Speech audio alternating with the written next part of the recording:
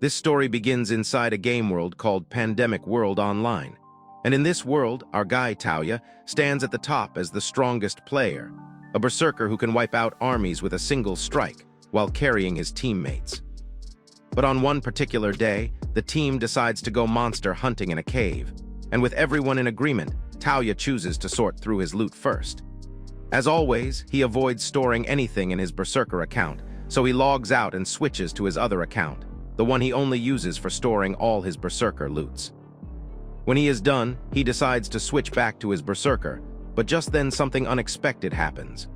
A magic circle bursts open under his feet, and in the next second, Tauya finds himself face to face with a pretty girl with a weird smile and some nice plots.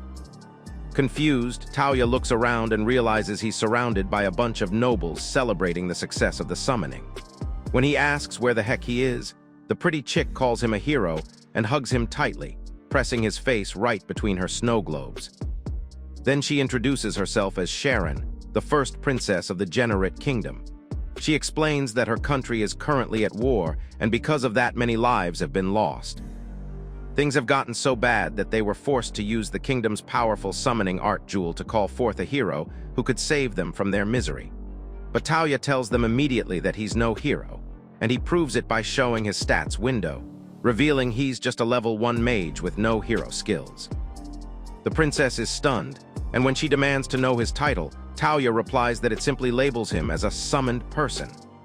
This throws the entire palace into a frenzy, as they expected their summoned hero to be at least level 100, but instead they got a good-for-nothing useless level 1 mage.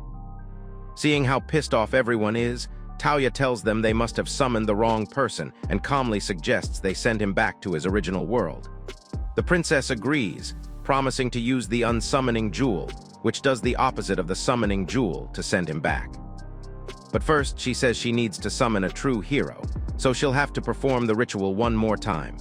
So as she activates the summoning jewel again, a bright light erupts and the jewel shatters. This time, though, she succeeds in summoning a real hero, a dude who looks completely clueless about where he is. Princess Sharon, terrified of messing up again, immediately asks the clueless guy for his title. And when the dude says he's a knight and a hero, everyone erupts in excitement, shouting that the summoning worked and their country is now saved.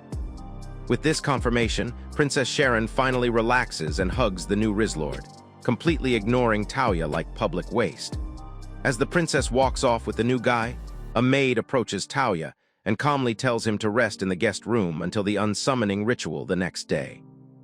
Tauya, not thinking much of it, agrees, but he gets the shock of his life when he's locked up like a prisoner in a basement storage room and forced to eat food meant for royal roaches. With no choice, Tauya chokes down the disgusting meal, and after a short rest, he decides to test whether he still has access to his in-game storage. He laughs, assuming it's impossible, but freezes when his storage actually opens, and he sees the list of berserker items he's collected over time.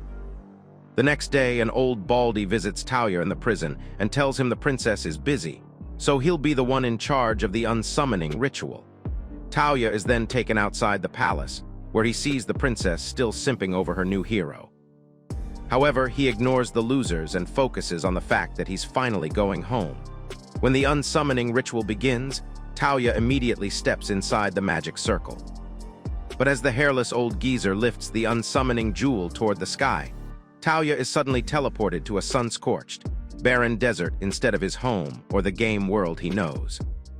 Tauya gets frustrated when he realizes he can't return to his original world and starts wondering how the manga gods expect him to survive in this scorching desert.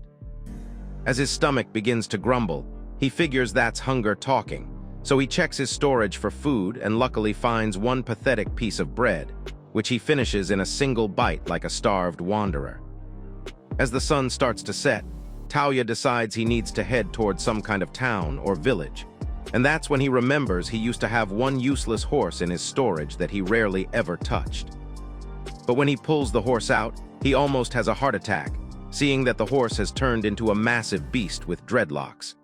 The monster horse instantly recognizes Tauya as its owner and starts playing with him using its stinking mouth.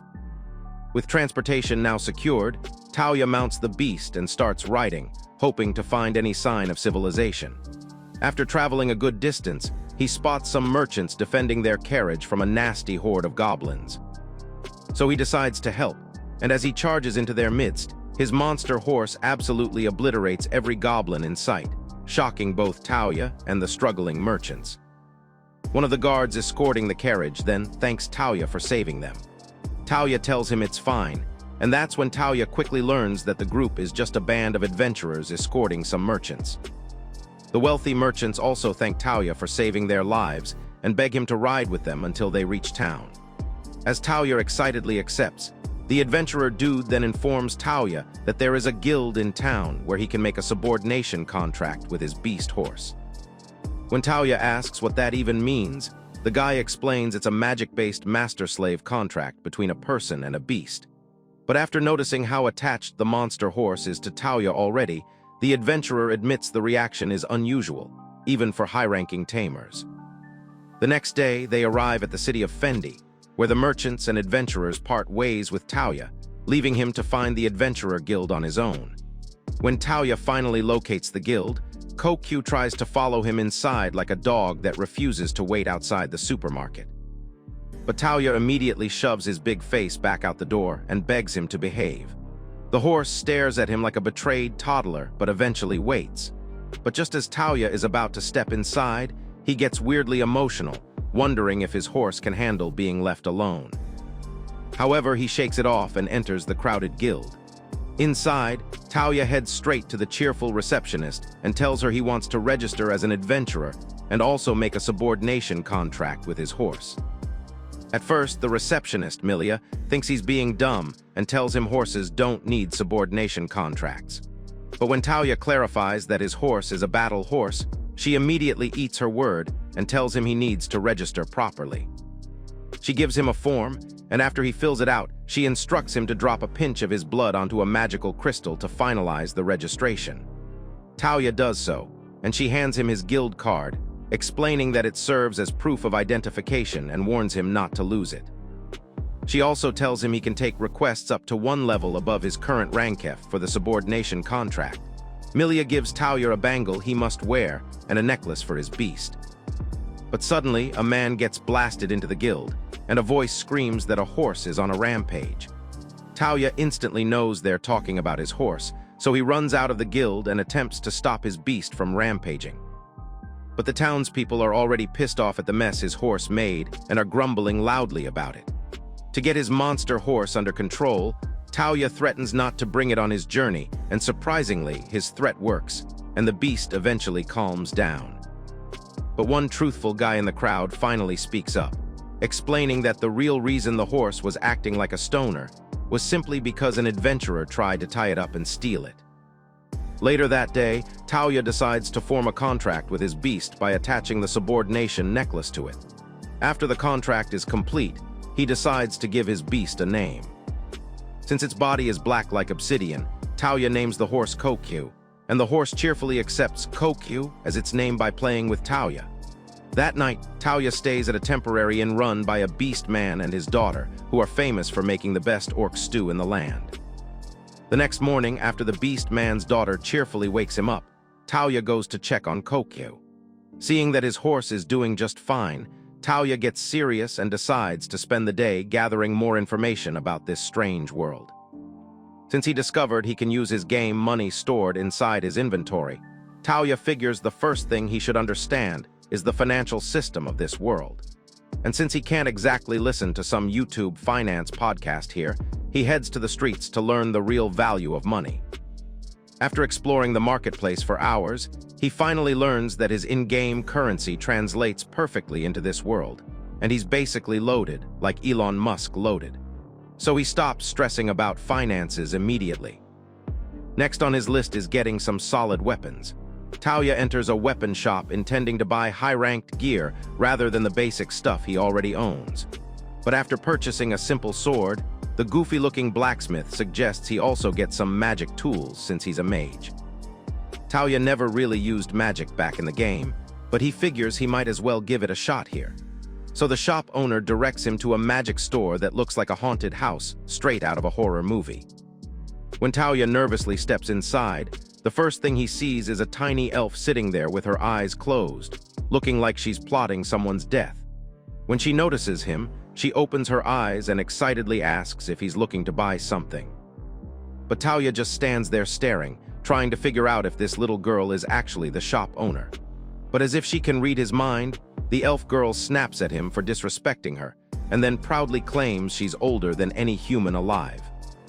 Talia quickly lets out a nervous laugh to smooth things over and then says he's looking for beginner magic books. The elf, whose name is Nathalia, then pulls several books from the shelf and explains that beginner books cost 10 silver coins, intermediate books cost 50, and high-level books cost 2 gold coins. However, the ancient mini-baddie advises Talia to start with the beginner books so he can learn some livelihood magic for everyday use. But Talia tells her he'll take all 3, which completely shocks the elf girl. Seeing how loaded Talia is, Nathalia starts simping for him and asks for his name. As Talia introduces himself, he also pulls out a sack of coins from his storage. Nathalia, seeing this, is surprised that Talia can not only throw bundles around, but can also flex magic. So she pulls something from her own storage and reveals that she can use storage magic too. Nathalia then starts bragging about her storage magic, saying it has the capacity to hold up to 5,000 kg. She tells Talia that no matter how much he thinks about it, his storage magic can never be compared to hers. The pint-sized elf is trying her hardest to impress Talia, but our guy politely tells her she's way too tiny for his anaconda, and then casually says he'd like to get going. When Talia gets to the inn that evening, he decides to start off by reading the beginner book to learn some recovery magic. But the instant he opens the book, something weird happens. A bright light engulfs him, and he realizes in shock that the spells are naturally engraving themselves into his mind. When the light slowly fades, Talia decides to try out some high-level recovery spells.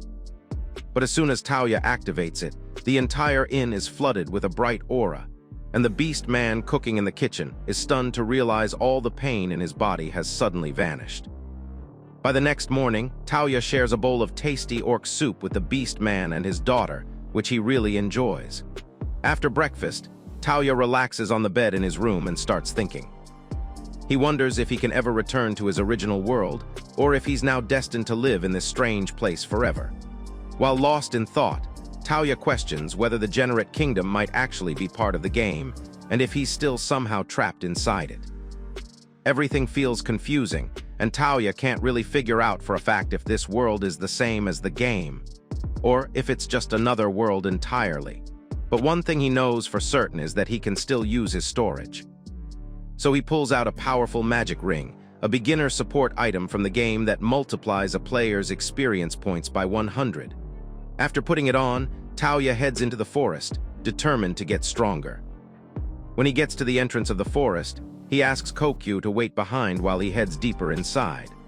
Along the way, Talia pulls out a massive sword from his storage, and after walking quite some distance, he spots some nasty goblins feasting. But just then, doubt creeps in as Talia starts worrying whether he can really fight goblins, since he isn't nearly as strong as his berserker self. But once he pushes past his fear, our guy shocks even himself by going full berserk and cutting down all the goblins like a samurai hitman. After the decimation, Talia can't believe he is able to clap as many goblins as he did. But when he decides to check his status window, he is hit with another shock, after seeing that he has risen to 6 levels in one go, thanks to the effect of the ring. Feeling satisfied, Talia figures it's time to head back to his horse. But first, he stores the disgusting-looking goblins in his storage as his prize. When Talia finally arrives at the entrance of the forest, he's stunned to see that while he was busy fighting goblins inside, Kokyu was out here unleashing chaos on a bunch of goblins that tried to attack it. With over 30 goblin bodies lying on the ground, all courtesy of the monster horse, Talia decides to also stash them in his storage. When Talia gets to the guild later that day, Milia almost loses her mind when she sees the massive number of goblins the boy hunted on a single day. But when Talia tells her he still got more, the girl shivers like someone dumped ice water on her. She panics and tells him to wait while she leads him to the dismantling area behind the guild. However, as they head to the dismantling section, Milia warns Talia to be cautious using his storage magic, explaining that there are some dangerous individuals who desperately want to get their hands on it. When they finally arrive, some proud bozo named Dalek, who runs the dismantling unit, immediately sizes up Talia and assumes he is just a weak brat with only a few materials. But when Talia fills up the entire unit after pulling out only 60% of all the beasts that he slaughtered from his storage, the proud fool almost has a heart attack and immediately orders Talia to stop. Dalek can't believe the back-breaking amount of work waiting for him with all the materials piled in front of him, and he's finally forced to admit Talia is a pretty impressive rookie. When they finally head back inside the guild, even Milia can't help being impressed seeing how strong Talia is. She questions whether he is really a mage or some berserker disguising as a mage. But once Talia hears berserker, he instantly gets excited and quickly asks Milia whether such a job exists in this world. Milia explains that it does, but she clarifies that a berserker is an invincible warrior who destroys every enemy on the battlefield, and not just any ambitious loser can become one. She adds that the whole berserker thing is basically a legend anyway, since the level cap is said to be 100. Speaking about level 100, Milia points out that on that level, people can actually change their jobs whenever they want. Hours later, while heading back to the inn, Talia can't get Milia's words out of his head. He begins to wonder if it's really possible for someone to change their job in this world like in a game. When he checks his status window, he sees he's now level 35, which means if he works harder, he can definitely reach level 100 and change his job title to warrior. With this in mind, Talia concludes that his new life's mission would now be to become a berserker in this world. Since he is all fired up, Talia quickly heads to the inn to make preparations. But when he finally arrives at the inn, Talia immediately senses that something is wrong. When he asks what's going on, the Beast Man, standing beside his daughter with a sad expression, apologizes and tells Talia he'll need to move out early the next day. The Beast Man's daughter explains that the reason they want him out is simply because his horse has been scaring the other horses at the inn. Because of that, some guests have switched hotels, causing them to lose money. When Talia asks her to recommend another inn, she tells him the issue isn't the lodging, it's that beast of a horse he owns. As advice, she suggests he find a way to rent a more spacious mansion. But when Talia tells her he doesn't have the money for that kind of luxury, she informs him there's actually a cheap property available. However, on the way to meet the owner of the property, she warns him that there's a special condition he has to fulfill before renting the property. Hours later, Talia gets to discovers that the property owner is none other than the midget elf, Nathalia, who immediately gets excited seeing her crush again. So she happily leads Talia to the mansion, and along the way, every passerby can't stop staring at Kokyu, the magnificent celebrity horse. When they finally arrive at the mansion, Talia is shocked to see a mansion straight out of Beverly Hills, the kind only NBA superstars could afford. So he immediately tries to back away, knowing a broke loser like him can't afford that, but Nathalia tells him to chill. She explains that the rental price isn't even the problem, but the real issue is whether he can live in the mansion at all. To clarify, she steps inside and summons the ghost that resides there. Nathalia reveals that only the person this ghost acknowledges is allowed to live in the house. Before everyone's eyes, a pretty ghost girl appears, and Nathalia introduces her as Ferris, the house spirit. The pretty ghost girl says no word, but just wears a completely blank expression. But Talia is still confused about the whole haunted house situation, so the beast girl explains that a house spirit is basically like Casper the friendly ghost. They haunt the house, protect it, and bring good fortune. Nathalia then interrupts, revealing that even she, the owner of the property, can't live there because Ferris never acknowledged her. When Talia asks how someone gets acknowledged, Nathalia tells him it's as simple as washing your backside with soap. Then, to prove her point, she loudly asks Ferris whether she acknowledges Talia or not. At that moment, Ferris scans Talia with her deep, creepy eyes, and after completing the scan, she goes silent, no words, nothing. Somehow, Nathalia takes Ferris, silence as acceptance, and informs Talia that he can now live in the mansion. Talia is confused, wondering what in the haunted hotel ripoff just happened, but the beast girl is already screaming her head off in excitement. With the acceptance phase settled, Nathalia gets down to business and tells Talia that the rent for 1 month in the luxury mansion will be 150,000 gold coins. After thinking it over, Talia decides he can afford that, so he agrees to take the house. With everything finalized, Nathalia starts complaining that she's hungry, so to help, Talia pulls out a creamy cake from his storage and hands it to her. The moment Nathalia takes a bite, her senses evaporate. It's the most delicious cake she has ever tasted, and she begs Talia for more. But when Talia tells her he doesn't have any more, she instantly becomes sad, like a spoiled brat denied chocolate. In her desperation for more cake, Nathalia pulls off the most senseless business transaction in the history of mankind. She tells Talia she'll trade her luxury mansion for more cakes. Talia freezes, thinking it must be some kind of forex scam, but Nathalia explains she's dead serious. After all, she can't even live in the mansion since Ferris never acknowledged her. Even with the explanation, Talia still can't understand the brain-dead logic behind her decision, but as a sharp guy, he accepts. And to make the deal even sweeter, he says he'll give her something better than cake. So he pulls a chocolate parfait from his storage and hands it to her. Nathalia takes one bite and falls in love, and once she finishes eating, the transaction is finalized.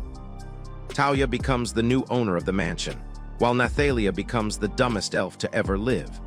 With Nathalia and the beast girl gone, Talia enters his newly acquired mansion to find Ferris already waiting for him.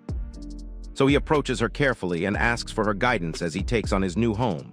But Ferris doesn't say a word, she simply smiles softly and heads upstairs. It is said that a house where a house spirit lives never deteriorates and would maintain its present state for eternity, so you should consider getting one for your homes. Later that afternoon, Ferris shows Talia his luxurious bathtub, and Talia almost has a mental breakdown from excitement.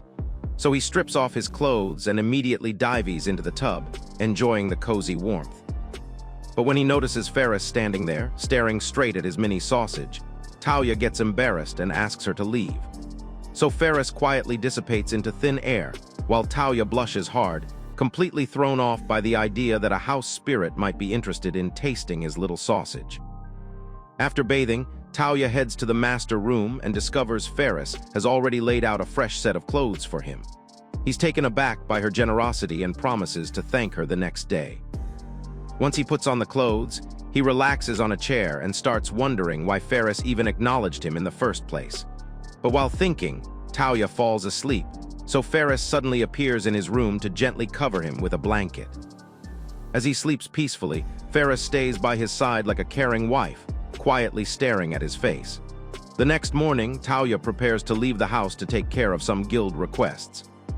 But when he tells Ferris he'll be gone for 3 days, he notices she looks worried. So he promises to come back safe, and as he tries to touch her to reassure her, her form dissipates again, reminding him she's still a ghost. But as Talia leaves, Ferris is overwhelmed with emotion and keeps staring at the spot where he touched.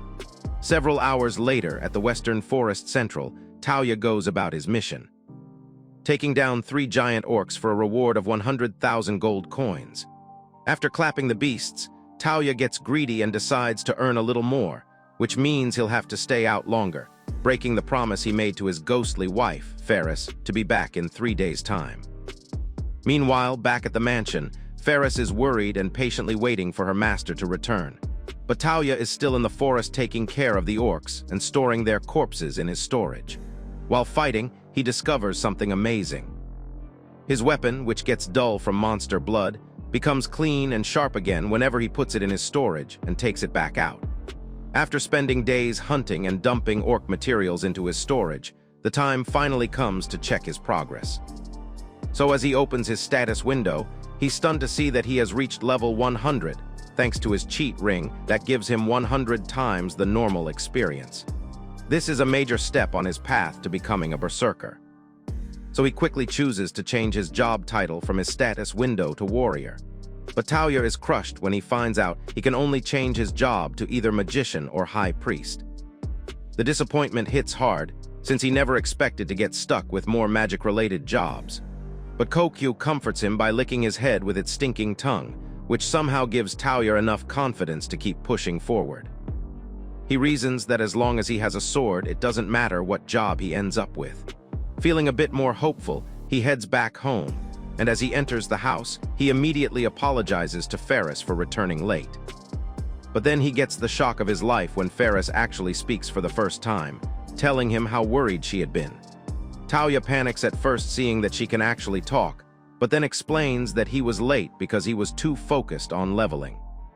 When he points out the fact that she can talk now, Ferris explains that she has always wanted to speak to him for a long time. Meanwhile, back at the guild, someone has taken an interest in the wealthy newcomer who just bought a mansion in town. It turns out to be the sub, Guild Master Ebrand, who is very much looking forward to meeting Talia personally.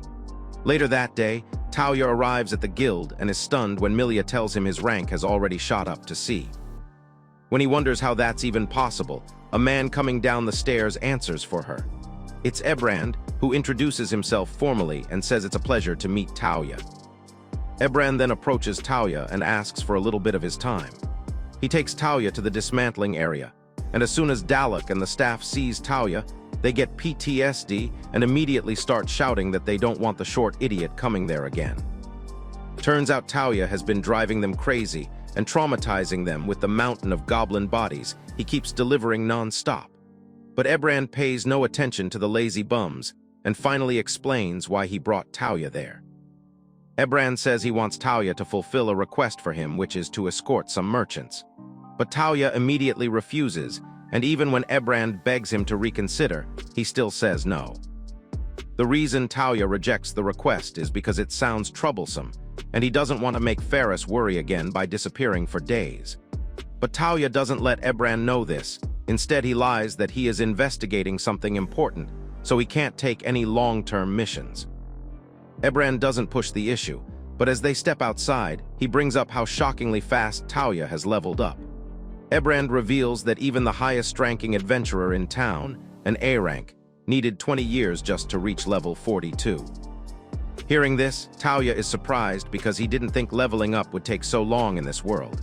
But he quickly remembers he only leveled fast thanks to his cheat ring, which nobody else in this world has. Ebrand then tells Talia that if word of his insane talent ever gets out, there's no doubt he'll be invited to work at the royal palace.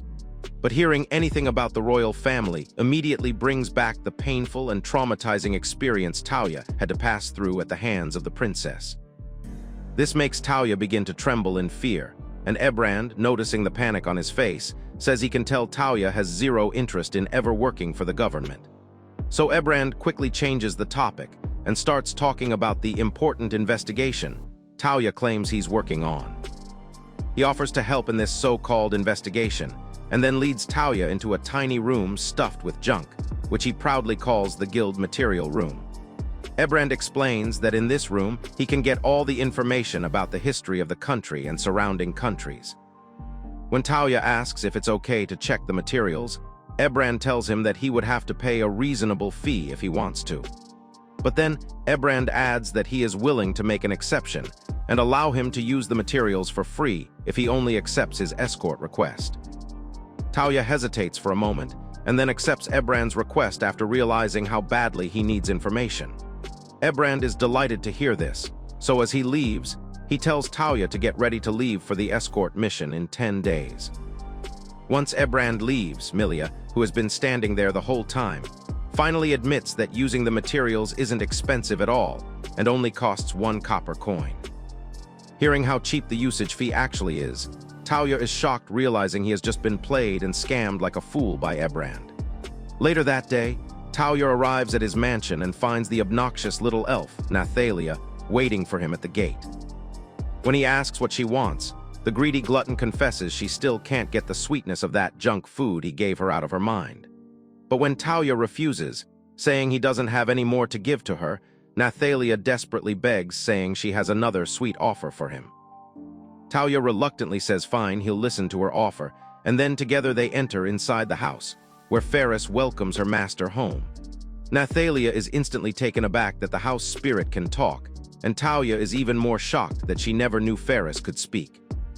But after recovering from the shock, Nathalia pulls 2 magic books from her bag, explains that they're special-grade magic books, and then says she's willing to trade them for more sweets. Hearing that the magic books are special grades, Talia wonders if the magic books contains large-scale magic similar to those in the game. So to confirm this, He accepts her offer and then asks Nathalia to join them for dinner. At the dinner table, Tauia gives Nathalia one confection in exchange for the 2 special-grade magic books and also lets her eat some grilled meat, which the glutton immediately starts shoveling into her face hole. After a few bites, Nathalia praises the meat as the best she's ever tasted and keeps eating like she hasn't seen food in months. But Tauia suddenly starts feeling off, noticing that while they're eating, Ferris is just standing there like a bouncer at a strip club, not eating anything. But then Tauia soon learns from Ferris that house spirits don't eat normal food. They absorb magical power from the land to nourish themselves. To confirm this theory, Ferris says she's all good as long as she gets some magic powers. Then she drifts closer to Tauia and quietly tells him that his presence alone emits such a delicious magic power, shocking Tauia, who never knew that magic power comes in flavors. After eating to her fill, Nathalia finally leaves but begs Tauia to send her souvenirs from time to time, while Tauia just stands there, unable to believe the dwarf actually came all that way just to eat.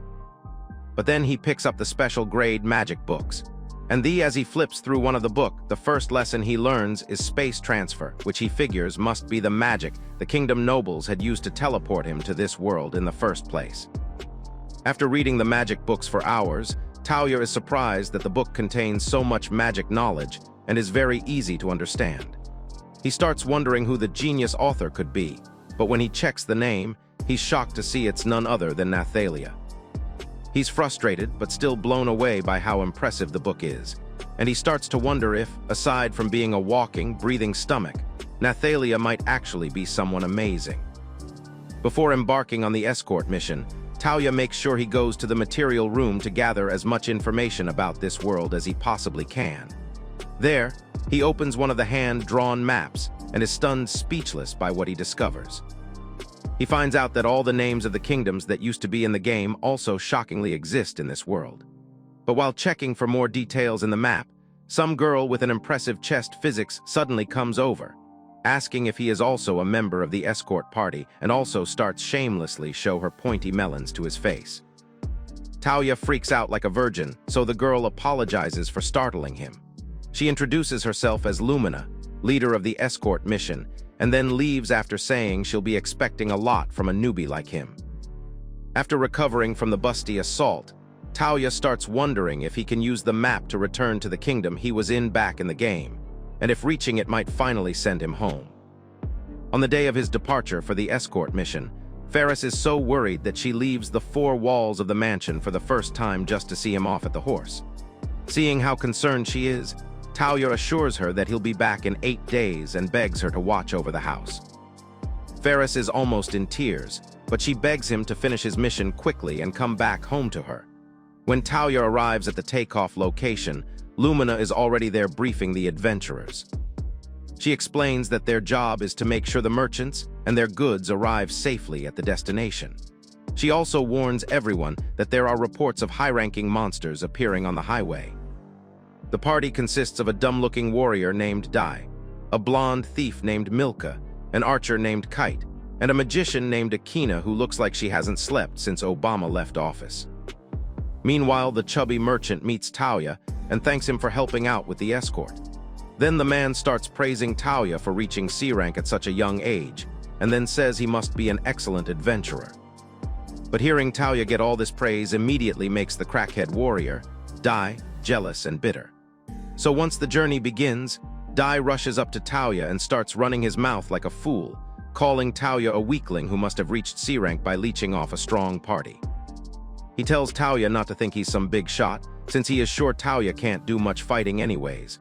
After covering quite a distance, the group didn't encounter any monsters, not even goblins, which frustrates Dai because he's desperate to show off his fighting skills in front of Tauia. But Lumina, noticing the hostility Dai has toward Tauia, tells him not to mind the clown and then explains that it's a sad reality among adventurers for mages to be looked down on. Tauia is surprised to hear this, since in games healers are supposed to be essential to a party. Lumina then clarifies that in real life, priests are rear supports, so when the rest of the members get clapped by monsters, the priest has no choice but to run away like a coward to avoid death. She says the hatred for priests is common, especially in close-knit groups, since the last thing they want is to feel abandoned during a fight. Lumina adds that Tauya might not understand, considering he hasn't been part of a group anyway. Hearing how strong party bonds can be makes Tauya start thinking about joining a group himself. Every so often along the road, Tauya takes a break just to go pee. But what the rest of the escort team doesn't know is that every time he does this, he activates a powerful spell he learned from one of Nathalia's magic books. The spell spreads his magic power inside him so thin that it forms a net capable of sensing enemy movements in the surrounding area. So when Tauya senses 3 forest boars 200 meters away, he immediately attacks them with a powerful spell, which slices the beasts apart like razors, leaving them for dead. This is the real reason the team hasn't encountered a single monster, which has made the entire journey much faster. When they finally settle down to camp for the night, Dai shares a tiny bit of meat with his party and notices Tauya isn't eating. So he starts taunting him, flaunting his pathetic meat portion and asking if Tauya wants to freeload off their food. But Tauya pays him no attention, knowing that's exactly how broke losers behave. Instead, he just pulls out a big pot of soup from his storage and starts eating like a king, shocking everyone. When Lumina approaches wanting a taste of his delicious soup, Dai's hungry teammates immediately join her, leaving only Dai fuming with anger even though he clearly wants some too. The following day, they finally arrive at the town without encountering a single monster, and the merchant is relieved. Still, he warns Lumina not to let her guard down because they'll have to make the return trip.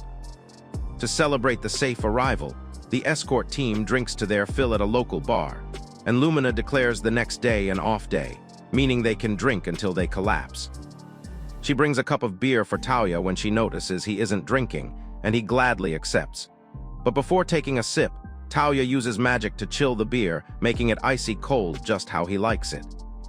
Lumina catches him in the act, and when she questions what he's doing, Tauya explains he only improved the taste and asks her to give it a try. When Lumina takes a sip of the cold beer, she almost loses her mind at how good it is.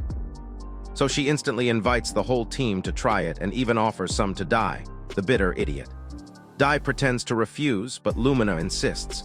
The moment he tastes it, the buffoon is blown away and ends up admitting that a priest might actually be valuable to a party. After seeing Tauya's bartender magic trick in action, Lumina turns to him and insists they need to have a serious conversation. She gets closer and tells him she needs him to come with her on all her escort missions from now on. Before Tauya can even respond, Lumina already starts celebrating like he's agreed to join her team. Later that afternoon, Tauya leaves the bar while the rest are still drinking themselves into a stupor. He remembers Milia telling him he could pick up quick gigs in town to earn some fast cash, so he decides to head to the guild. When he finally finds the building and is about to go inside, someone suddenly grabs the back of his clothes to stop him. When Tauya turns around, he sees a little brat asking if he can use healing magic. Tauya politely says yes, and when he asks the boy if he wants his wound healed, the brat replies that he isn't the one who needs healing.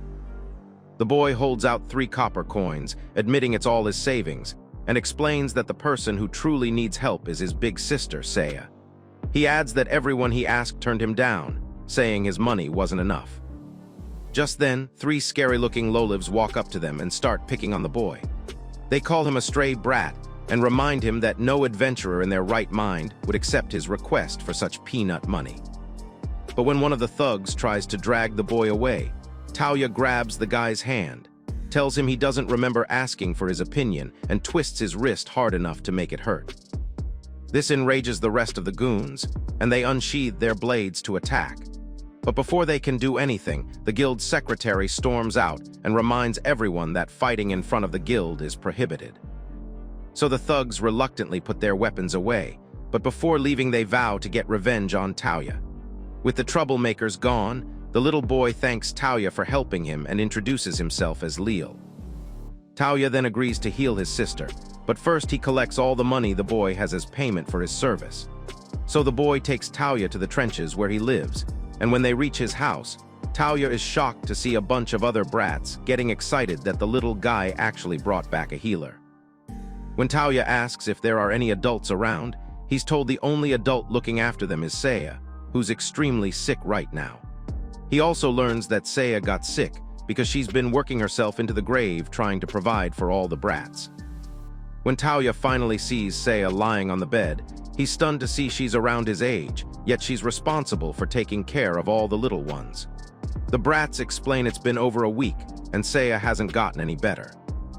When Taoya touches her forehead, he notices she's burning up with a high fever, but since he's no doctor, he can't tell what kind of illness she's dealing with. So he decides to apply every healing trick he knows and hopes one of them actually works. Hours later, the healing magic finally kicks in and Saya recovers. When she rushes to the living room to tell the kids she's okay, she freezes in shock at the sight of Taoya feeding the little ones soup from his giant pot like some social worker. When the kids notice she's awake, they run to her in excitement and explain that Taoya is the one who healed her. But at that moment, Saya realizes she isn't wearing anything decent, so she panics and dashes into her room to change. When she returns, she thanks Taoya not only for healing her, but also for feeding all the brats. After they finish eating, Taoya asks Saya whether she's really been taking care of the entire house alone. Saya explains that originally her mom was the one managing everything, but she died of sickness the year before. She then reveals that most of the people living in the area lost their homes and families during the invasion from the Generate Kingdom. With anger written all over her face, Saya says she's the only one left who can protect the little ones. Hearing Saya brings up the Generate Kingdom, Taoya instantly remembers the torment he suffered at the hands of their cruel princess, and he silently swears he'll get his revenge. Meanwhile, the nosy brats outside are peeking through the window, watching Taoya and Saya talk. They immediately assume the two of them are being lovey-dovey and start calling them lovebirds, making both Taoya and Saya embarrassed. That evening, Taoya bids them goodbye and tells them he'll be departing from the town the next day. But before leaving, he pulls out another big pot of his delicious soup from his storage and hands it to them, shocking Saya, who wonders where he even gets this endless soup supply from. As he steps out of the house, Saya and the brats get emotional and beg him to visit them again, so he promises to any time he is in town. While heading back to Lumina and the rest, Taoya can't stop thinking about Saya and the kids and the suffering they're going through. But suddenly, an old bald chump walks up to him asking for money to buy ale. When Taoya refuses, the old drunk tries to convince him by promising to take him to a nice pub where he can get call girls with nice plots. But before he can finish talking, the old baldy is suddenly slashed from behind by the same three ugly scums returning for revenge. The leader of the shameless thugs starts running his stinking mouth as usual, telling Taoya that in the slums, even if an adventurer turned into a corpse, no one would notice. The old injured man on the ground panics and begs Taoya to save himself and run. But Taoya tells the old guy to stay still, heals his wound on the spot, and then orders him to hurry up and get the heck out of there. However, after seeing Taoya use healing magic, the thugs immediately assume he's a priest, which makes them confident he must be weak. So with this confidence, the leader grabs Taoya's shoulder and threatens to go to the orphanage to mess up the brats and Saya. But hearing the fool threaten the orphanage brats, and Saya instantly pushes Taoya over the edge. So he pulls out his buster sword from the storage and attacks the leader without holding back. The rest of the goons, seeing the giant buster sword, immediately starts to panic. However, it's already too late, because Taoya is fired up and ready to defend Saya and her brats. So when the goons somehow build enough courage to launch a full attack, Taoya swings his giant blade and drops them like flies. One thug tries a sneaky backstab, but Taoya spins a full 360 and claps him on the spot. With all his homies injured and lying helpless, the leader screams in fear, calls Taoya a monster, and takes off running. But when the leader thug stumbles across the old baldy again, he immediately tries to finish the vegetable up, this time for good. But before he can land the hit, his sword snaps clean in half by some magical force, all thanks to Taoya. Later that night at the guild, the three goons and their useless leader are all tied up and sent to the underground prison. The guild's secretary then thanks Taoya, explaining that they'd been trying to catch those hoodlums for a long time, but never had any proof. Now, with the old man as an eyewitness, they'll finally get prosecuted. As a reward, the secretary tells Taoya they're prepared to give him anything he wants. After thinking for a moment, Taoya says all he wants is for the guild to take care of Saya and the brats at the orphanage. The The receptionist then agrees, promising that the guild will take responsibility for them.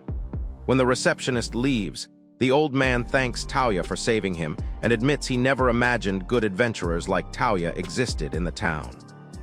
After leaving the guild that night, Taoya finally feels at ease knowing Seiya and the brats will be safe. Meanwhile, the next morning in the city of Fendi, Nathalia is screaming down the guild after hearing Taoya went on a mission and won't be back for days, meaning no sugar cake for her. So she storms out of the guild and returns to her shop, where she meets the Beast Man's daughter, who is still curious about why the house spirit, Ferris, acknowledged Taoya. Nathalia admits she doesn't know why Ferris chose him, but she says that in all her years, she's seen people who are naturally loved by spirits from the moment they're born. She then shares part of her life story, back when she lived in another country as the magician of the Eternal Shrine. She explains that after her country finally ended a long war with the Generate Kingdom, she resigned from her job as the nation's top magician. When she told the king that she wanted to resign, he was worried and asked what her plans were after leaving.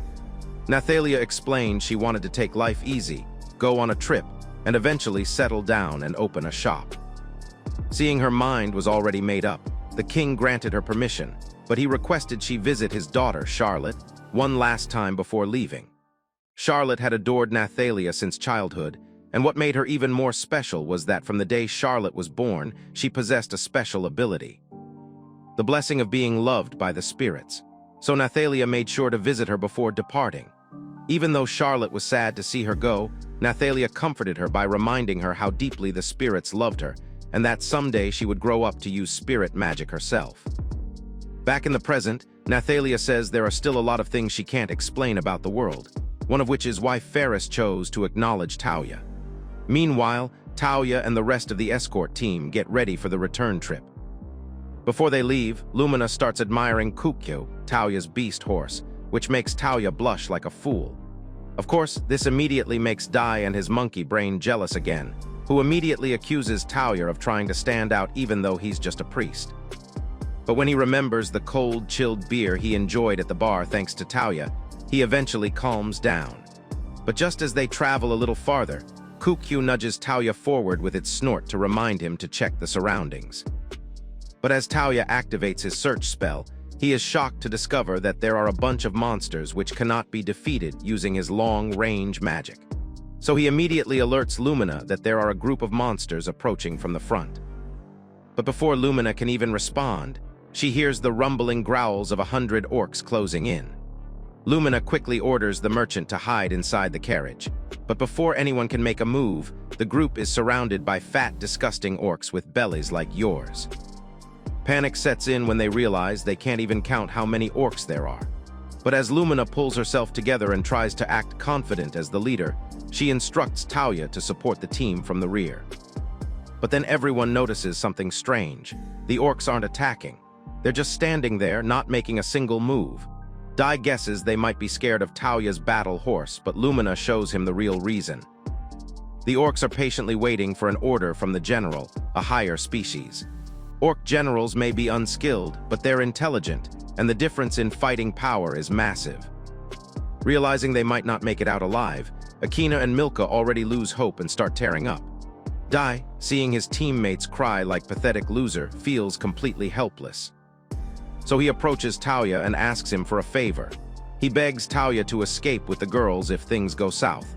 Back then, Dai had left his village with both Akina and Milka to become adventurers, and he swore he would protect them.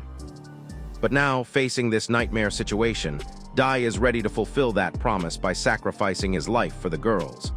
But Akina and Milka refuse, insisting that if he plans to die, then they'll die with him. With this resolve, Dai and his teammates steel themselves to battle the orcs to the very end. At that moment, the terrifying orc general charges in, and Lumina, fearless as ever, urges everyone to fight to the last.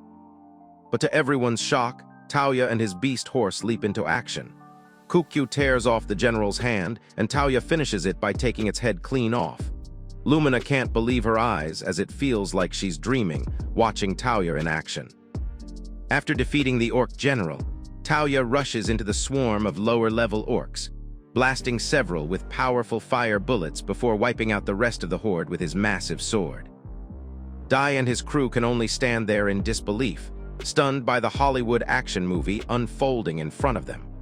Lumina even starts wondering if Taoya might be the hero from Legends, the one destined to become the ultimate berserker.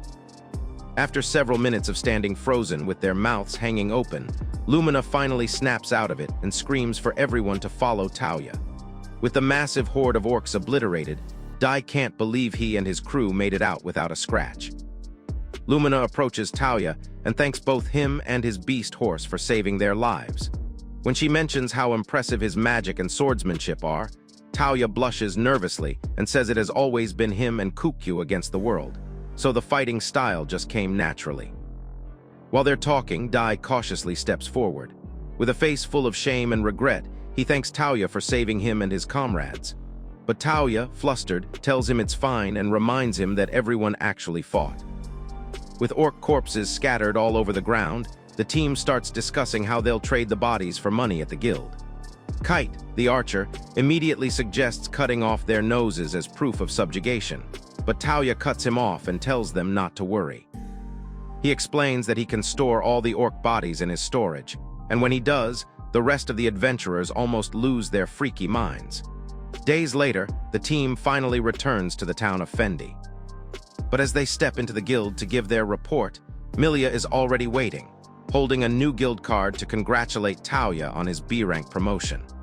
Taoya is shocked, but Milia explains that the condition for promotion to B-rank, according to guild rules, is successfully completing an escort mission. She also adds that it was Ebrand's idea to promote him as soon as possible, which Ebrand himself confirms. Just then, Dai, still feeling guilty for being a jerk, approaches Taoya and apologizes for calling him a leech and all the other embarrassing names.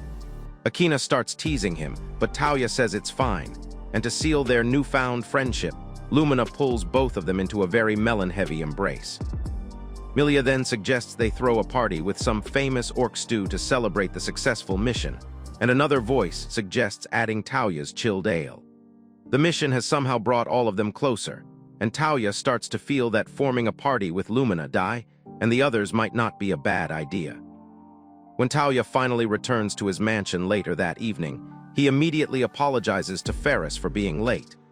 Ferris, clearly worn down by worry, welcomes him back and confesses she's been anxious about him the entire time. Taoya admits he was worried too and had been wanting to return home as fast as possible. Even though Taoya knows humans aren't supposed to be able to touch a house spirit, since he once tried and failed, he still reaches out to feel Ferris again. This time, however, his hand actually touches hers, shocking him. Not only that, Ferris takes his hand and gently presses it against her face, but she suddenly panics and dissipates into thin air. When she reappears, she apologizes and explains that her daily limit has been reached. But she smiles, thrilled that she finally got to touch Taoya. Meanwhile, at the guild, Lumina recounts the entire escort mission to Ebrand, including how Taoya annihilated the orcs and their general. She tells him how the young man saved everyone, and even how his beast horse was a complete menace. Lumina then admits that her new fantasy is to have a one-on-one fight with Taoya. At the same time, deep in the woods, two girls are running for their lives. It turns out they're Charlotte and her music instructor, Arthuria, who are desperately searching for Nathalia. It's been 3 months since the escort mission, and Dai has been begging Taoya to join his party ever since, but Taoya keeps refusing, guessing Dai only wants him around for the chilled ale. While Taoya drinks with Dai and the others at the tavern, they talk about the ongoing war between the Generate Kingdom and the Lunnet Kingdom. According to the tavern gossip, Taoya hears that the Generate Kingdom has recently acquired a new hero. This makes him wonder if this hero is the same clueless guy who was summoned on the same day he was. The rumors say that this hero is so strong he can be considered a monster, and because of his influence, several towns in the Lunnet Kingdom have already been destroyed. Kite believes that if the tide of the war turns in Generate's favor, the kingdom they're currently in, Sarandir, would also be affected. But Dai, in his usual overconfident manner, insists that Lunnet's powerful knight commander won't let Generate win. And when the group starts joking about whether this Generate hero might be stronger than Taoya, Taoya immediately gets embarrassed. Later that day, Taoya returns home feeling moody, still thinking about how he was treated like trash by the Generate Kingdom just because he didn't have the title of a hero. But Ferris appears, clearly irritated, and demands that he stop drinking so much. Over the following weeks, Ferris' words and expressions gradually become richer, making it easy for Talia to understand her. So when Talia apologizes for drinking too much, Ferris tells him she forgives him and informs him that she has prepared his bath water. As Talia heads toward the bathhouse, Ferris follows behind him, so he quickly reminds her that she isn't allowed to enter the bath with him. Ever since the escort mission, Ferris has been following Talia everywhere in the mansion like an unpaid security detail. Even when he sleeps, she insists that she wants to sleep together with him. A few days later, Talia is summoned to the guild by Ebrand, who claims he has an urgent matter to discuss. Milia, who is also present, explains the situation. She says a small village in the northern forest, known for producing textiles as their main source of income, has gone silent. No one has heard from them, and the C-rank adventurers sent to investigate never returned. Ebrand adds that lately, monsters have been active in this northern forest, which he suspects must be one of the consequences of the war. Milia then hits the nail on the head by revealing that they want Talia to sow dome investigation in this forest. Suspecting that Talia might decline the request, Ebrand quickly tells him that if he accepts, he will instruct Dalek to collect all the hunted materials in his storage without any complaint, which is tempting enough to make Talia accept. Meanwhile, deep in the northern forest, Charlotte and Arthuria have been attacked by goblins but barely managed to defeat them. They've been wandering the forest for days with no food or water, exhausted to the bone. Charlotte can barely walk anymore, so Arthuria is forced to carry her on her back. A month ago, the Generate Kingdom suddenly invaded the Lunnet Kingdom. Even though Lunnet deployed their troops to counter the invasion, they failed miserably, and their armies were destroyed. But even when everyone else had lost hope, a bulky beast man named Gareth believed he and his team could turn the tide. Gareth, Arthuria's father, led his battle-hardened knights into the war, and the people cheered them on. But days later, Arthuria received news that her father was dead. The royal court explained that Gareth had been clapped by the summoned hero, and his entire team was wiped out. This shattered the king, Princess Charlotte's father, who immediately ordered Charlotte to be sent to the kingdom of Sarandir. When Charlotte tried to protest about being the only one sent away, the king told her she wasn't escaping, but going to find Nathalia the sage. With that, Charlotte fled with Arthuria by her side. But on the way, their carriage was attacked, and all the knights escorting them were slaughtered. Only Charlotte and Arthuria managed to escape into the forest. There, Arthuria revived the unconscious princess, and they've been running ever since, chased by monsters, hoping to find Nathalia before they die. With hunger and dehydration wearing them down, Charlotte is on the verge of giving up, but Arthuria pushes her to keep living for the sake of everyone who died back home. Suddenly, Arthuria sees smoke rising to the heavens from afar, so as they run towards the direction of the smoke, they are relieved to see a village. This means they can finally get food and water, but they are surprised to see that there is no single person in the village. To make matters worse, inside one of the tents, they freeze in fear when they spot orcs feasting on the remains of the villagers. The entire village has become an orc settlement, and the moment the orcs seize the girls, they move outside of the tent with their massive clubs ready to attack. The orcs waste no time, charging straight at Charlotte and Arthuria, who are the verge of already dying from fear, and are desperately praying to the gods to send help.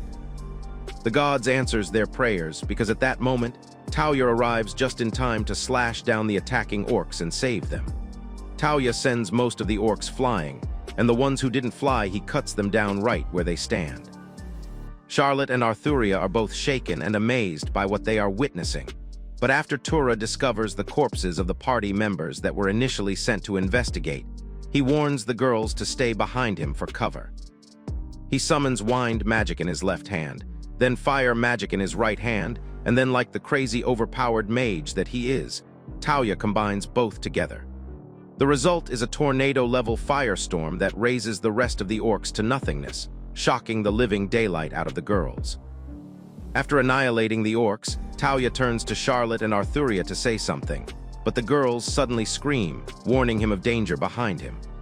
A giant orc general is charging in for the perfect sneak attack, But in the blink of an eye, Kukyu leaps forward and bites off the orc's head. When Charlotte approaches Taoya to thank him for saving them, Taoya, assuming they're villagers, immediately asks where the rest of the people are. But Charlotte clarifies that they're travelers who stumbled upon the village by chance, and then introduces herself and Arthuria. But Arthuria starts simping hard for Taoya, wanting to be his wife after witnessing his ridiculous strength. She desperately promises to do anything Taoya wants as long as he accepts her. But Charlotte quickly tries to calm her down and apologizes, explaining that Arthuria's tribe has a habit of instinctively seeking strong partners. Taoya still finds Arthuria's behavior strange, but he brushes it off. After introducing himself, he tells the girls he's an adventurer from the town of Fendi. The moment Charlotte hears the name Fendi, she immediately realizes it must be within the region of the Sarandir Kingdom, where Nathalia is.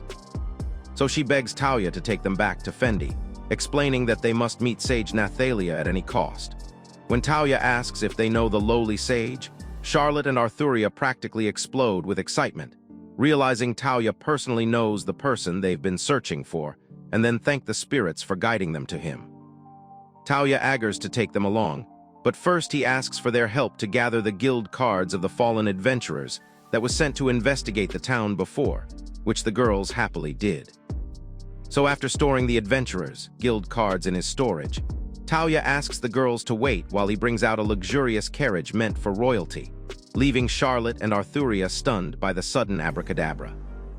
Even Arthuria, who grew up around nobility, has never seen such an extravagant royal carriage in her entire life.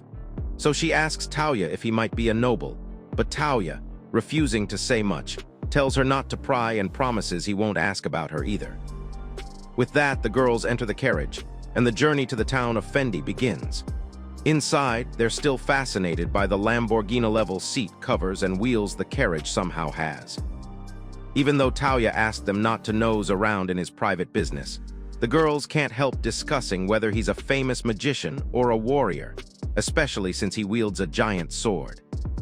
But when Taoya tells them he's actually a priest, the girls are shocked and immediately assume he must be Nathalia's disciple.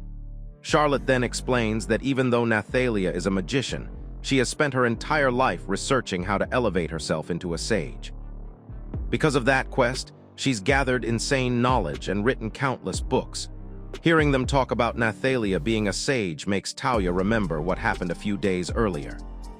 In a cave where he was grinding levels, he encountered a massive orc general and wiped it out with ease, along with its minions. After defeating the monsters, Taoya checked his status window and realized he had reached level 100 as a magician. When the system asked if he wanted to change jobs, Taoya clicked yes, but he was crushed to see he was still being given magic-type jobs instead of a warrior class.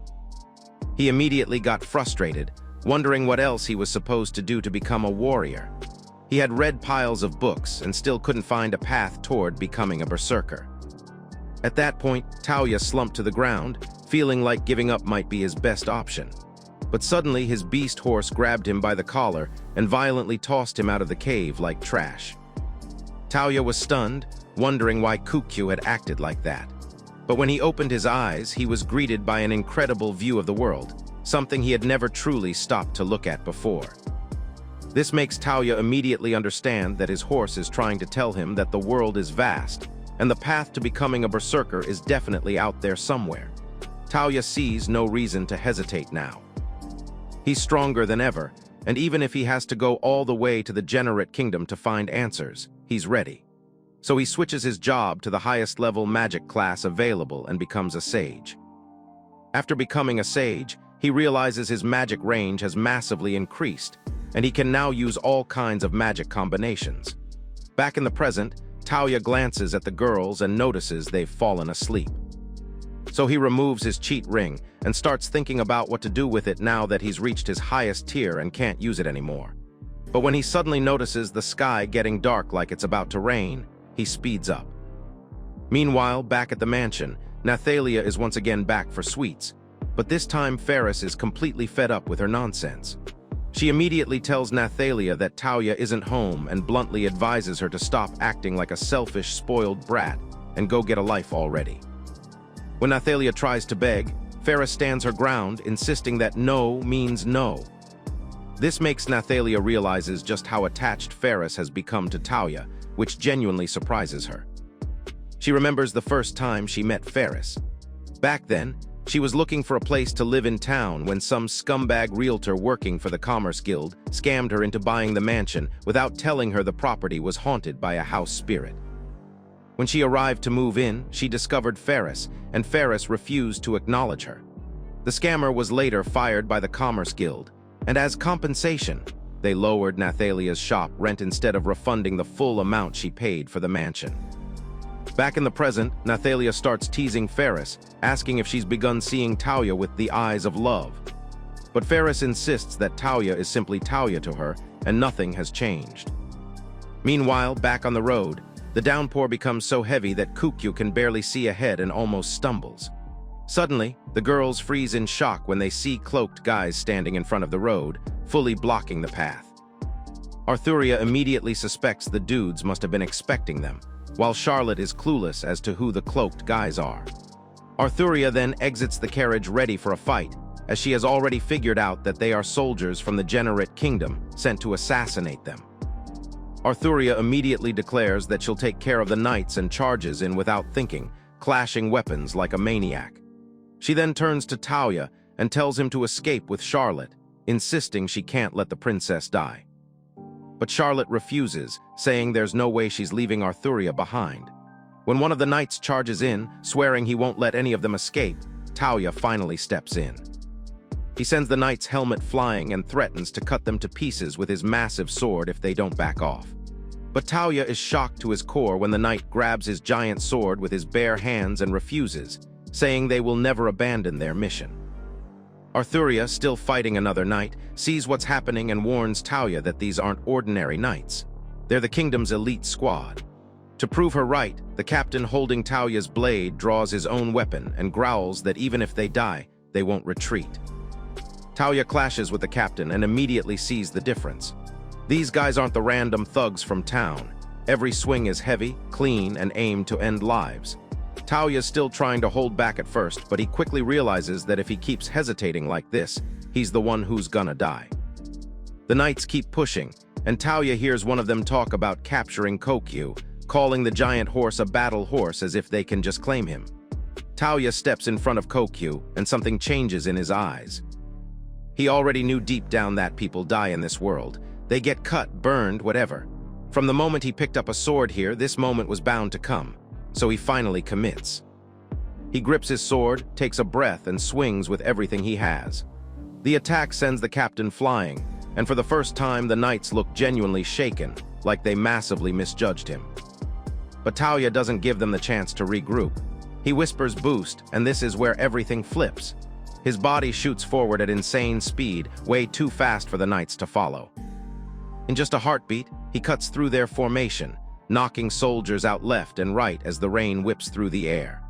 But just then, two surviving knights pull a dirty move and grab Arthuria, sticking a sword right to her neck as they try to bargain for their lives. They warn Talia not to move an inch and threaten to end her unless he makes a deal with them. When Arthuria yells for Talia not to negotiate with scumbags like them, one of the knights stabs her deep in the hand. As she screams in agonizing pain, they tell her to shut up. Charlotte cries on the side, begging them to stop torturing Arthuria, but the knights insist the only way they'll release Arthuria is if Talia lets them go and drops his weapon. When Talia hesitates, they drive the sword even deeper into Arthuria's hand, making her cry out again.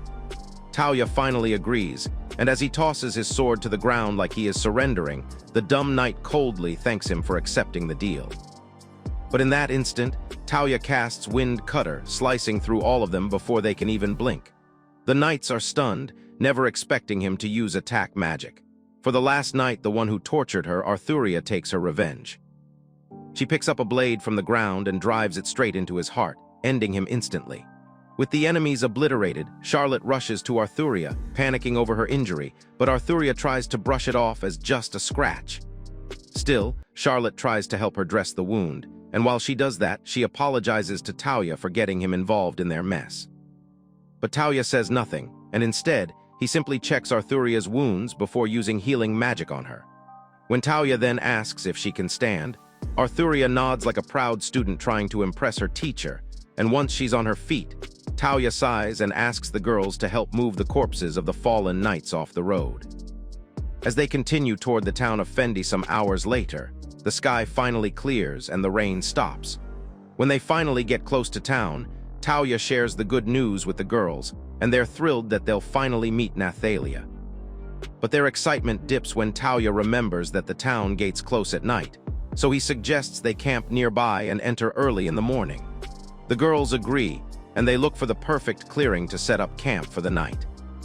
But Talia starts to worry about the girls having to sleep outside, since the carriage doesn't have enough space. He doesn't want to reveal too much about his storage capacity, but since he's too much of a gentleman, he has no choice but to give in.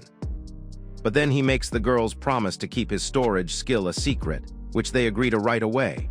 With that settled, Talia shocks them by pulling out a tent from his storage. When he asks the girls to check inside, they step through the entrance and nearly lose their minds at the Erbenblevel luxury waiting for them. They are instantly taken aback by the level of magic Talia has been rizzing them up with since they got to meet him. But Talia isn't about to stop anytime soon, as our guy continues to blow their minds, and this time he pulls out 2 big pots of soup from his storage for dinner. Furthermore, he creates fire using his fire magic to heat the soup, and even brings out spare clothes for the girls to change into. Charlotte and Arthuria are beyond excited with the princess treatment they are getting. So they all move inside the tent to have dinner, and the girls eat to their fill since it's been ages they've eaten anything meaningful. After dinner, Talia lets the girls have the tent while he steps outside. When they ask him to join them, Talia refuses, explaining that the tent has a protection effect that keeps monsters away, and someone still has to stand guard. But deep down, our guy is just a terrified virgin who can't handle the idea of sleeping alone inside a tent with 2 girls. Meanwhile, inside the tent, the girls can't stop talking about Talia and how impressive he is. Arthuria says that just thinking about the way Talia fought makes her want to jump on his rod immediately, but Charlotte scolds her and tells her to keep her inner depravity in check. Still, even Charlotte can't help feeling a growing admiration for Talia after everything he's done for them. Outside the tent, Talia chooses to stay with his horse instead of enjoying soft cheeks.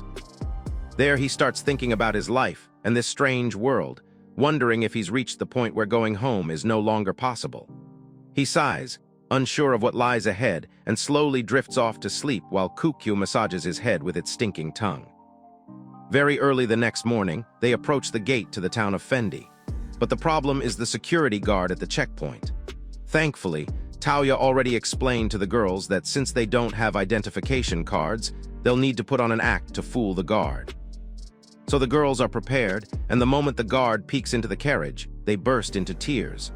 Charlotte even throws in an Oscar-worthy performance, saying they were attacked by bandits. She sells the trauma so convincingly that even Talia is shocked, and the guard immediately lets them through. When they finally reach Nathalia's store after hours of travel, Charlotte runs up and hugs her, catching Nathalia completely off guard. The pocket-sized sage is stunned to see that little Charlotte and Arthuria have grown into full-blown baddies, while the girls are equally shocked that Nathalia is still the height of a travel bag after all these years. Curious, Nathalia asks Charlotte and Arthuria why they're with Talia, and Arthuria proudly explains that they were saved by Talia, whom she calls Nathalia's disciple. Talia instantly freezes, wondering how he suddenly became the dwarf's disciple. But seeing Nathalia puff up with pride and start laughing, Talia almost loses his mind because she's out here claiming credit for skills she never taught him. But things turn serious when Arthuria begs Nathalia to lend them her power, explaining that their country is in chaos. Nathalia admits she's heard about the situation, but she calms Charlotte by telling her that her father is still alive, so the situation hasn't completely fallen apart. Then Nathalia turns to Talia and asks him for a massive favor. She wants him to shelter the girls at his mansion. Talia's first reaction is pure shock, but Nathalia explains that if the girls stay anywhere else, certain people will immediately track them down. Talia doesn't want to deal with the hassle and starts hesitating, but Nathalia literally bows her head. At that point, Talia knows he can't refuse because Nathalia never begs for anything. Talia then reminds her about Ferris, wondering if the house spirit will even allow the girls to stay. Nathalia tells him not to worry, explaining that since the house spirit acknowledged him, she'll also acknowledge any residents he brings into the mansion. With all this settled, Talia finally agrees to shelter the girls temporarily, at least until things calm down. They all agree to meet at his mansion at noon, and Talia heads to the guild to report everything that happened in the forest. Once he arrives, Talia immediately asks Ebrand to prepare for the burial of the soldiers he found. Ebrand is shocked to hear this, but Talia hands him the identification tags as proof, along with the knight's helmet. The entire room goes silent when they realize the dead soldiers were from the Generate Kingdom, which is a massive political red flag. Seeing how messy this situation could get, Ebrand decides he has to report it directly to the guild master. After the meeting, Talia follows Dalek and Milia out, and as they walk, Dalek chuckles and says the guild master is basically the town lord's son, a guy who rarely shows his face at the guild and is more useless than a wet tissue. Dalek further explains that the idiot is only good at dumping work on others and taking the credit afterward. Later at noon, Talia and the girls finally arrive at the mansion. As soon as Talia walks inside, Ferris is already waiting for him, so he immediately apologizes for taking so long. With a calm, caring voice, Ferris then asks if he's okay, and Talia says he is. The girls are immediately shocked that Ferris can actually talk. Charlotte is especially intrigued, so she approaches Ferris and happily expresses her excitement to finally meet a house spirit that can talk. But things quickly get messy fast when Charlotte casually mentions that she and Arthuria will be living in the mansion with Talia. Ferris instantly explodes with irritation and jealousy. She calls Talia a dummy, and in a burst of tiny, adorable rage, she dissipates into thin air like a dramatic soap opera ghost. Moments later, Ferris is sitting by the stables next to Kukyu, looking absolutely miserable. She admits to having said something terrible to Talia, but she doesn't even know why she reacted that way. She wonders why her chest feels tight, something she's never experienced in all her centuries in the mansion. As she thinks, she starts remembering all the families she's served over the ages. Brats growing up, parents aging, people crying, people celebrating. She's always been a silent observer, never part of anything. But now, seeing Talia walk into her life every day, she realizes she doesn't want to just watch anymore. She actually wants to be seen. Later that day, Talia finally finds Ferris in the stable, and she immediately tells Talia she's sorry. She apologizes for snapping at him, and Talia apologizes too. He admits he decided to shelter the girls without considering her feelings, and that she had every right to be upset. Arthuria and Charlotte join in, saying they were the ones who asked for Talia's help and dragged him into their mess. They explain that they're being chased by the kingdom, and they have no one else to rely on. Charlotte admits that she wants to be friends with Ferris, which makes Ferris blush, and agrees for the girls to stay. Just then, Nathalia shows up and immediately announces she'll be living there too, because someone has to keep an eye on Talia so he doesn't lay hands on the girls. Talia almost explodes on the spot, but eventually sighs and accepts her staying too. With that, they decide to live together, and Ferris agrees as long as Talia is okay with it. Talia sighs, wondering if it's okay for Nathalia to also live in the mansion, but then he smiles, secretly relieved that everyone's finally smiling again. How will Talia manage with the girls living in the mansion? Comment Berserker if you're eager to find out in our part 2. Give this video a thumbs up if you enjoyed it, and don't forget to subscribe to the channel for more content like this. As always, thanks for watching.